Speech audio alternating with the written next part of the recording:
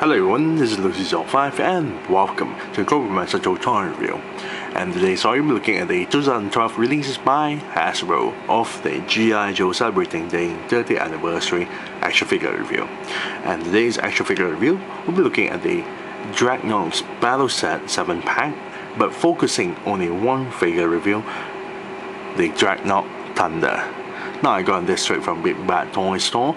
As you can see, this is a Big Bad Toy Store online exclusive with the sticker label being stated down here, limited edition bigbadtoystore.com exclusive for $49.99. Now let's take a look at the front portion of the packaging itself. The bottom section here we have the G.I. Joe logo, but they also added in the Dreadnok logo in the middle as well. Very nice. Here we have the open window that display all the figures and all the accessories. Very nice. However, the background is rather simplistic because it is actually following the 30th anniversary theme itself. Now the top section of the box itself lists out all the characters' names, and at the bottom section here is the what's being available for the current wave itself. First we have the Black Dragon Veto, which we already reviewed, and we have the Vamp Mark II. Also, along with the wave for the vehicles, here we have the Slaughter's Marauders 7-pack. Now let's take a close look on what's being packaged inside the box itself. We have the Dreadnok Thunder, or aka Thrasher there.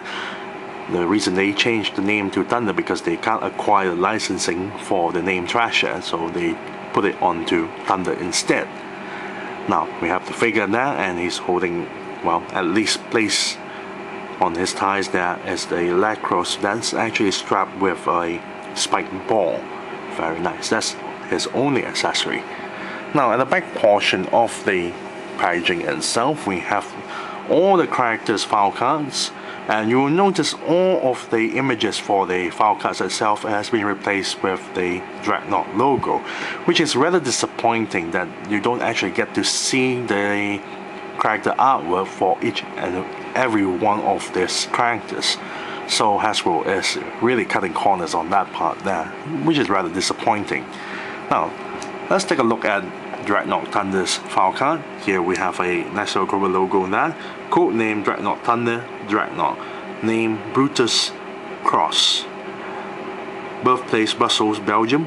Primary weapon mace. Combat gear knives. Now at the right up there stated Dreadnok Thunder was spoiled rotten as a child, but getting everything was never enough to satisfy him. When he was in his teens, he stole a motorcycle and hit the road to corruption. He ended up in the swamps where the Dreadnoks welcomed him into the fold and channeled his destructive tendencies into profitable acts of sabotage and chaos. Very nice. So, without further ado, let's open up the packaging and molest the figure. Be right back. And we're back after bringing your figure and the rest of the stuff out from the packaging. Now let's take a look at Thunder's accessories here, starting off with the base stand. Now it comes with a nice little base stand here that's based on the 25th anniversary style with a nice little Cobra logo on the top with two pegs for the figure to stand on. Nameplate there stated as Thunder, and at the bottom section of the base stand stated at 2007 Hasbro made in China. Now Thunder here don't come with a lot of accessories, they only come with two accessories as you can see here. One of them is his mace. This is his weapon of choice, similar design as the one that was released in 1986. Very nice. The entire thing here is made of a silver plastic material color with a bit of paint job applied onto the mace itself. The strappings has been painted in black, bottom section of the staff is painted in black as well, and each side of the mace is painted in black as you can see here. A little bit of string being tied onto each side of the mace. Now the mold for this entire mace is totally new, and what's really nice about this mace itself is that this entire thing is a two-piece construction, an improvised weapon that's constructed to become one weapon. There's a lacrosse staff here wrapped around with athletic straps for him to hold on to properly, so he can, well, swing the weapon without, you know, hurting his hands or whatever. Each side of the spike board itself, as you can see, there's a bit of mold of a string being tied onto, and the top section here we have a bar that covers the entire spike board. Very nice. Got a spike board there with a lot of spikes from both sides. Very nicely done with the details. I really like this weapon because it's very unique weapon to Thunder here, or Thrasher. Next we have his football padding vest here. Very nice, made of a dark grey plastic material color with lime green paint job onto his shirt here. The shirt from the bottom, the top, even at the back is painted. Now, each side of the padding here, we have the letter V, which is painted in a very light brown paint job. Very nice. Top section of the shoulder pads are painted in black, the spike shoulder pads there, and that's about it with all the paint job. Now let's take a look at the vest mold. The mold is all totally new stuff for Thunder here, which is very nice, very Mad Max style. Got the football padding here, and the top section of the shoulder pads has been added with spikes. Very nice. It's all tattered and torn at the bottom for the shirt itself. Very nicely done. Here we have the peg to plug in onto this section here. Very nice. And for the figure to wear this is quite easy. All you have to do is just pop off the head and then pull it off or slide it in. Very nicely done. And that's all the accessory for Thunder. Let's take a look at the figure's paint job. Now, majority of the parts is not painted at all, as you can see there. The head is actually made of a flesh tone plastic material color. So does the torso and the lower abdomen area and the arms. The lower legs, the legs itself is made of a really dark gray, almost to black plastic material color, except for the boots, which is made of a metallic or silver plastic material color. Now for the paint job itself, the hair is painted in black, but one side of the hair itself, as you can see, you got this lime green paint job of 2 stripes there. Very nice. Eyebrows is also painted, so does the pupils as well. Very nicely done. Torso is not painted at all. No tattoos on this guy. Lower abdomen area here, the abdomen is not painted, purely flesh tone plastic material color. However, the crotch area is painted in black, as you can see. Upper bicep is not painted, but near the elbow joint is painted in dark brown. The elbow pads is painted in gray. The gloves is made of a grey plastic material color, but the flesh tone skin has been painted onto the fingers, the exposed fingers. The other side, the entire glove is made of a black plastic material color, but the fingers is painted in flesh tone paint job. The thighs is not painted at all. The kneecaps is painted in a metallic paint job, or metallic metal paint job. So that's this section here, just below the kneecap, is also painted. And the lower section of the legs here, this section is actually painted in a metallic paint job. And for the boots, it's not painted at all. And that's all there is for the paint job for Thunder. Now let's take a look at the figure's mold. Majority of the figure's parts are all reused, except for one part, which is the head. The head mold is all totally new. The rest of the parts are all reused.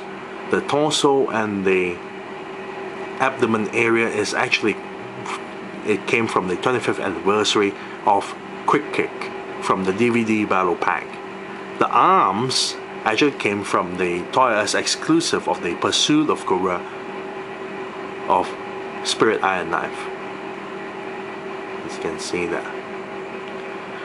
The legs actually came from the Pursuit of Cobra of the Desert Battle Zartan. So the only thing new is the head mold, and the head mold is quite interesting. It had this very Elvis Presley like hairstyle, and one side of the hair itself is quite nicely done with a paint job. His face looked rather normal looking. He doesn't look like I would say he belonged to a biker gang, or even better, he looks like an Elvis impersonator for the face sculpt itself, which is rather interesting. I really like the sideburn mold, very nice. The face is actually not bad looking, but he doesn't look like he belongs in the Dreadnok gang though. Then again, in the file card, he is a spoiled kid, a spoiled rich kid, so it's understandable. Now let's take a look at the figure's articulation. The head itself can pivot up, straight, side to side, and turn 360 degrees. Torso here, barely able to move forward, barely able to move back a little bit, can't even go side to side, but can turn 360 degrees. Shoulder joints can turn 360 degrees and lift the shoulders this high. Elbow joint here can bend this far, back, and turn 360 degrees. Wrist joint is only a simple swivel joint that turns 360 degrees, no additional joints there, so that's a bit disappointing. And hip joints that move forward, back a little bit to the sides. Double jointed knee that bends really far to the back. An ankle joint that pivots downwards, upwards, and turn 360 degrees. Now let's fully equip Dreadnok Thunder here with all his accessories, which is only like 2 pieces here. First we strap him with the football padding here.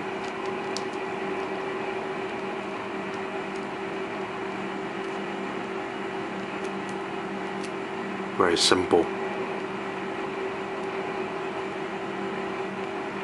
The problem with the football padding is the peg that plugs in on this section. It doesn't seem to plug in very well.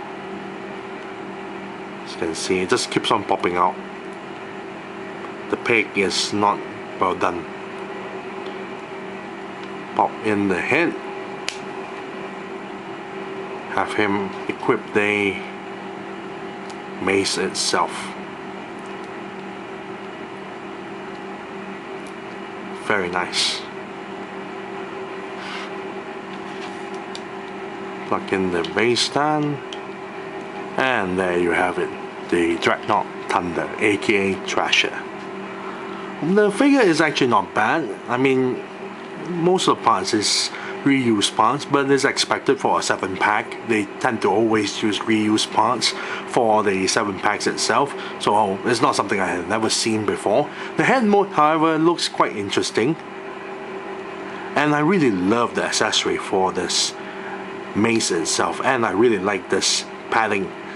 So I'm a big Mad Max fan, so this kind of stuff really brings out the character itself. Really nice. I really love the accessory. The figure is alright, so if I'm gonna give a rating out of this, I'll give it a nice 6 out of 10. Yes, 6 out of 10 for the Dreadnok Thunder. So I thank you all for watching. This is Lucy05 and I'm signing off.